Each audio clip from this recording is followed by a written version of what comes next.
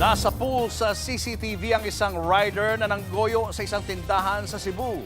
Ang kanyang modus, nagkapadala ng peking parcel at tinangay ang bayad nito.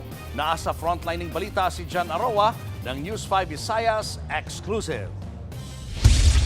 Sa kuha ng CCTV, makikita ang lalaking yan, naka-helmet at nakatakip ang muka at may dalang parcel sa isang tindahan. May iba pang bumibili pero nang makatsyempo, nagpakilala siyang delivery rider at iniabot ang dalang package sa senior citizen na si Nanay Juliana.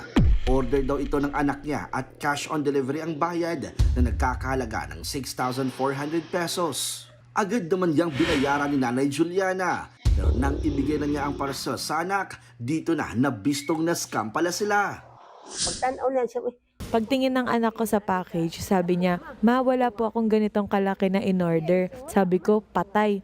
Kalokohan nito. Huli ko na napansin na pentel pen yung isinulat sa kahon. Nandun yung pangalan ng anak ko, yung amount at address nito. Nang buksan ang parcel, sirang engine block at battery ng motor ang laman nito. Agad nila itong ipinost sa social media. Isa sa mga netizen ang nakakilala sa suspect. Lumalabas na kapitbahay lang pala ng biktima ang nambudol na lalaki. Legit na delivery rider daw ito at ilang beses nang nakapag-deliver sa kanila.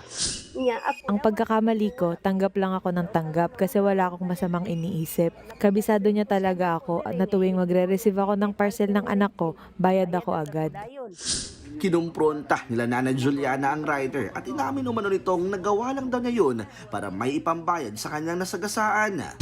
Nangako raw itong magbabayad pero hindi na raw ito mahagilap sa kanilang bahay kinabukasan. Kaya ang pulis may paalala tungkol sa ganitong mga modus. Huwag basta-bastang magbayad. Tingnan muna natin yung legitimacy ng package, merong tracking number, meron niyang shipment receipt na ibibigay sa inyo, no? And alam ko parang pinipicturean pa yan after na ma-receive, di ba?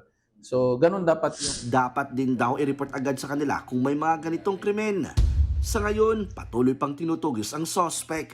Nagbabalita mula sa frontline, John Aroa, News 5, Visayas! Mga kapatid, Julius Babaw po.